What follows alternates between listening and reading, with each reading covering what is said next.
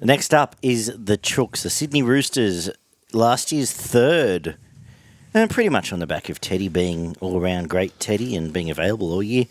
Ended with a prelim final loss to the Storm. Scored the most points in the comp by a fair distance while conceding a fair amount of points along the way, but they really put the sword to quite a few teams. This year coached by Trent Robinson, captained by James Tedesco, as you'd expect.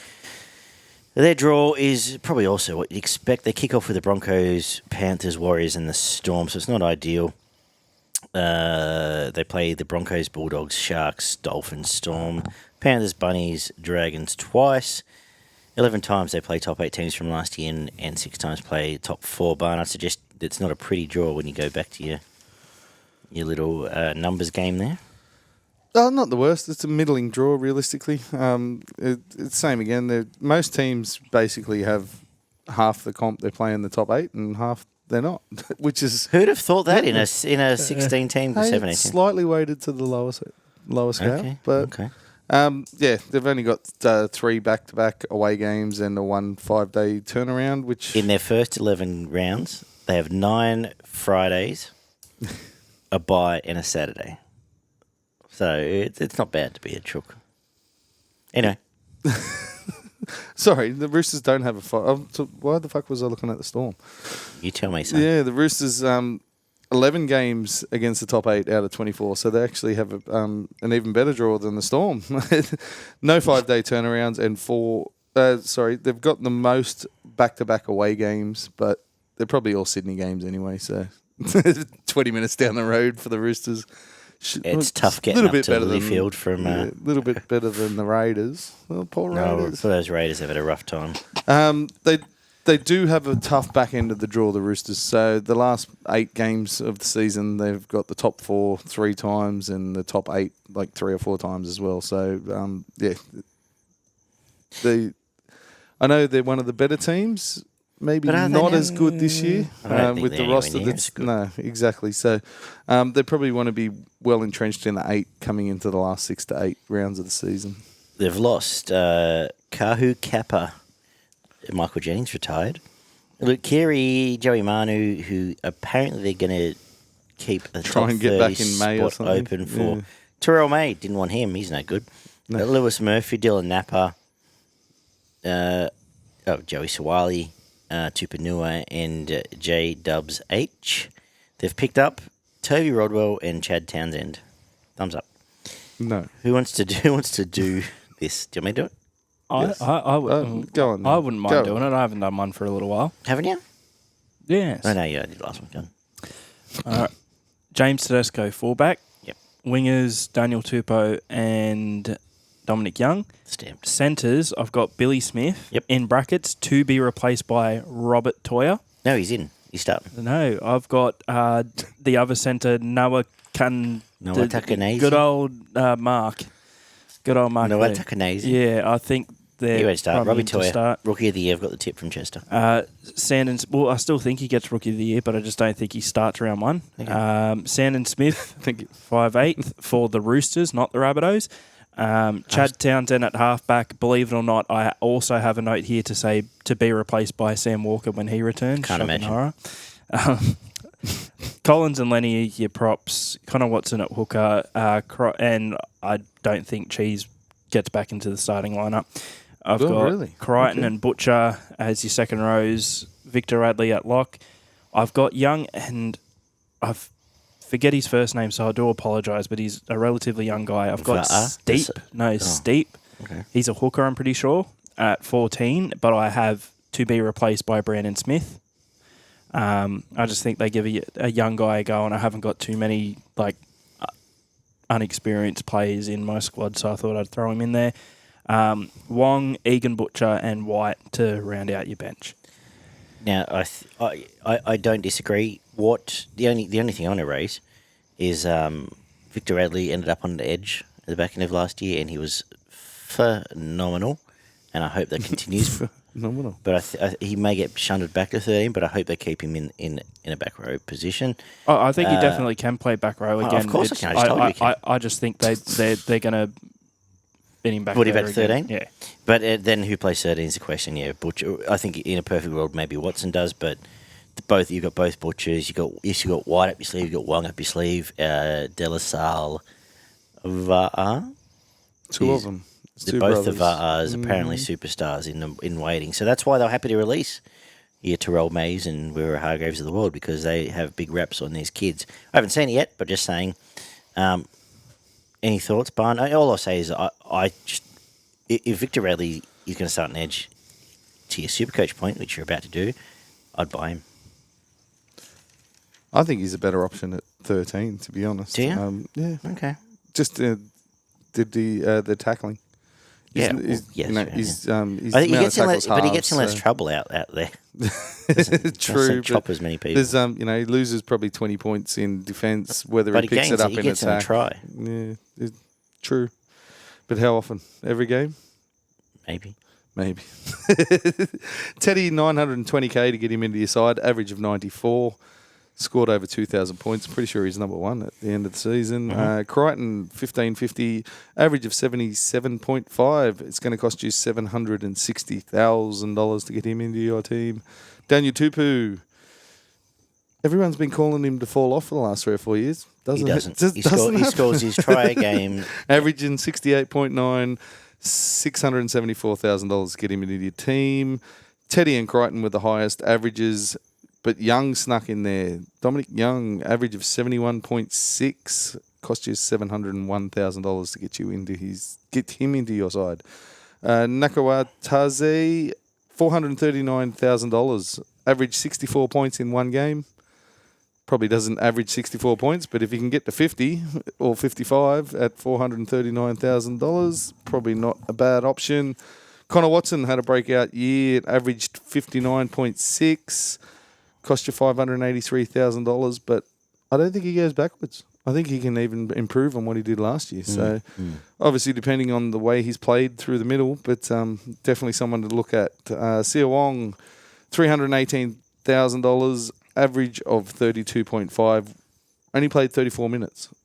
Would imagine that increases by about 10 minutes. So, you could probably increase that average by about 10 points. So, there's around 100K you could find. Nathaniel White, again, similar statistics, 33 minutes, average 37.5. You go up 10 minutes. There you go. Robert Toya, $198,000. If he's starting, he will be owned by 99.9% of everybody. The Va'as, you both mentioned, bottom dollars at the moment. Whether they get time, as soon as they get time, they'll be in a lot of teams in Supercoach. And Spencer Leniu, average 41 minutes. Does that increase now with JWH out of the side? Average 40 points. Priced at around there at $393. I think it does increase. But that's all for down the road. Interesting, just on this squad here. Apparently, there's still 5 open spots on this roster. Yes. Do they stay open to the 30 June? Or do they have to fill them by the start of the year? They generally fill. Or is this ducks and drakes? I think they're allowed to have 2 open spots, so you'll probably find three of those July, will be picked up by development players, and then they're allowed to hold 2 spots over till June 30. I'm pretty sure. Which one will be Joey Mino, I'd assume. Okay, well, here we are. Chad Townsend is going to have to play halfback for half the year. Sanders Smith's going to play 6, which he would have anyway, in fairness. And we get Billy Smith back, who is, unfortunately, his legs keep falling off, but a very, very, very good footballer. What are we doing with the Chooks, Bone? Tape him back on. Walker Cheese injured first 10 rounds and a pretty tough start to the year. I'm going to tell you that Cheese doesn't play again for these ones. As soon as he's fit, they'll ship him out. I reckon any reason he's still got a job is because he broke his leg. Only if they can get Robson early. I think they'll play him at 14. Okay. Unless they get Robson early. If they get Robson early, yes, he'll be moved on. But who starts at centre? Big question mark, especially for Supercoach players. I really don't like their halves to start this season.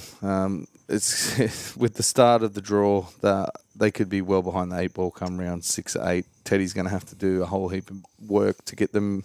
And don't get me wrong, he could probably pull them out of the fire in half of these games. Like if he gets on the outside of people.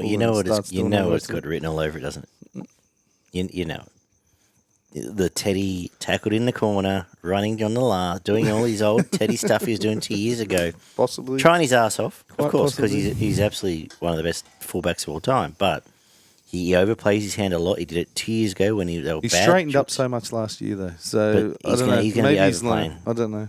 But, yeah. 5'8's calling for They've Teddy. probably got the best aerial targets in the comp, which is something that they could get him out of trouble with the bomb to the corners and Dominic Young and Yeah, good Daniel for that. Tupu. So they may even scrape through a couple of games just getting into position and kicking to the corners and having those two blokes just jump over the top of people and score tries. But, yeah, I think the start of the year might really set them on the back foot. I've still got them in the 8, but wouldn't be surprised if they're at the bottom or possibly even miss. Yeah, those kicks to the corners, the best get out of jail card possible. They've got a very good 17, but their depth is really questionable at the moment. Obviously, going forward, they need Radley and Lenu to really go to another level. Now with Jared out, those two guys need to step up and bring that aggression and constant pressure through the middle of the field that Jared just brought week after week. So especially to start the season, so they really need to improve for the Roosters to get off to a decent start during the year. I think the way they play footy will be very rudimentary and basic to start the season, and that'll all change when Walker comes back. You'll see a lot of that, what he does, the individual stuff, the short kicks, the chips for himself, bringing players into the line, which you won't see for the first 6 to 8 weeks of this year. Sandon Smith's got that great cutout pass. He does it. We've seen it. He's got quite a good passing game. But as I Not said, bad. that's the short same. kicking That's game. what you see from everyone, whereas Walker's got a... Oh, no. Different style. Agree. I'm just saying, I think Sandon Smith probably has to almost take He could control. be fantastic, yeah. Yeah, has to take he has control to be somebody, because absolutely does. Chad Townsend's going to just go through the motions and be like you've given the You retired see bloke what he did a for case of half the of the Ferrari. year at the Cowboys? He seems to very much understand what his role is here. Like you see, He'd have to. he still has his vlogs and that, and you can kind of tell he knows Don't that miss tackles, kick to the corner. he's here to. Give the ball to Teddy he's if we here- need, like, he's not here to be the star. He's here to do a job for 10 weeks and Yeah, it's kick long, keep things afloat. grubber into the end goal, and fucking give Teddy the ball when he wants it. Ollie, what are you And doing? not miss tackles. Yeah. I'm similar to Barn here. I still have them making the top 8 in 2025, but I have them 8th. I had them 5th, sorry. Just for... 5th? Yeah. I've got them 8th. So you've got them in 8th. You've got your Broncos in 9th. Dolphins 10th for me. They're going to be separated by about 2 points, to be honest. I'm seeing the Roosters sort of drop down maybe to that level. I think largely because the first half of their season is going to nearly kill them, I think, with Walker being out. I think if they had a full-strength squad from the start of the season, they're probably a bit better and a bit safer in the top 8. But Correct. I just think because of the start they have to the season, I think we sort of maybe alluded to this on the bold prediction show, and I'm not saying this will be the case, but after 7 or 8 rounds, you wouldn't be surprised if they're sitting 14th. Like if they're sitting in the bottom 4, just depending on how results go. But there will be a patch during the season. The last few years it's come at the second half of the season, but a patch during the season where they just do go on a bit of a run of games and they do bully some teams towards the bottom of the ladder. But I think it'll be enough to make the top 8. Well, just to your point, Yeah. From about the round 10 bye, they've got the Dogs, Sharks, Raiders, a bye again, Knights, Cowboys, That's where bye, it starts. Tigers, where- Dragons. That's Walker comes back. You get your cavalry back. You're versing opposition, and some of those teams are teams that are going to be hard to beat. Don't get me wrong, but it is a period where you But give there's an another 3 or opportunity 4 to weeks start some form. after And then you Daggy get back, stops. yeah. and- Yeah. And they got Manly, Dolphins, Bulldogs. I'll put it this way: I've got them finishing 8th, and I've got them pretty much going out the first week of the finals. And I feel like the next couple of years for the Roosters, not looking too far into the future, they are finally entering a rebuilding phase, and this is the phase where they're still on the way down, and they still make the top 8, but unless, and again, we haven't seen it yet, they've got money for 2026. Depending on where that money goes for 2026, they've got money anytime they want. What are you talking about? If Manu comes back and Dylan Brown signs for the Roosters, this is what I'm talking about, right? If the money goes to the right places in 2026, absolutely firming. Because there was the Lockie Galvin. I reckon if they can get Brown, and Robbo will get him into his house for dinner. Brown wants 1.2. What are they going to have? Probably KFC. What's French and loves head jobs? Sorry. No what? Anyway, they'll get him in, have dinner, and then it will be all of a sudden he'll sign on for $850 because Robbo's the best. Well, we haven't mentioned it, but my sort of thought is I spoke to Barney about it before. I think that him and his agent are kind of just pushing for Parramatta to offer more money in a restructured contract. So right now, I think he stays at Para with a little bit of an upgrade. I don't disagree, but I think a lot of clubs now, especially if Ryle's there, you get towards this point where there's a tipping point. You just go, okay, we've got Moses. Especially if you're walking in the door to that. Yeah. You're just like, really, mate? Like, well, we've got Mitchell Moses. We've got the best halfback, second best halfback in the comp. See you, mate. If you get 1.2, all the best.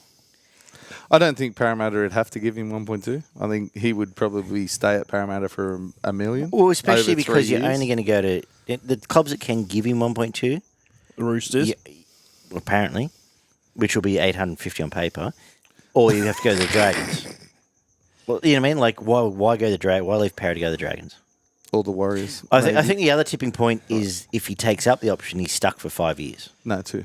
It's I thought it was 2 like breakdown. 20, 30. His last 4 years is this option comes up at the end of this year for the next 2, and then he's got another option for the last 2. Right. Okay. I just thought it was a 5 year. I'm now just realising this should have been a chat for the Parra. Anyway. But anyway, if you look at the structure of his contract, they'll snaffle him. It's like going up in 75K increments for the next 5 years. Yeah. So he ends up there anyway. As Ollie said, he probably just wants to go, okay, I want the $1 million for the next 3. But Riles might come in and just go, that's dumb. I would say if I had to put a house on it right now, I'd say he stays at Para for not 1.2 million, but he gets at least $1 million a year. Or they renegotiate and say, well, let's do 2 years at X. No player option, 2 or 3 years. Well, I saw they're trying to get rid of Moses' options as well. Sign this and... Well, there was a talk for 3 days where Moses was going to the Roosters in 26, wasn't there? So let's just move on because we're getting into Rugby League Live 4 territory now where you can just buy anyone you want. So yeah, well, back to your point, which I forget what it was. I've got Dylan Brown? No. Well, my point is really, unless that money for 2026 goes to the right places, which it could be Dylan Brown. Again, there are a couple of options there that they've been talking to. They could be in for a proper rebuild period where it's not just 1 year down and straight back up. It could be, hey, this is something we've got to build back up towards. But again, it largely depends on where those funds are going for 2026. If they don't have a good year, does the question need to be asked? Like, Robbo has had the best team on paper for 10 years. He's won, no comps in that time? 3.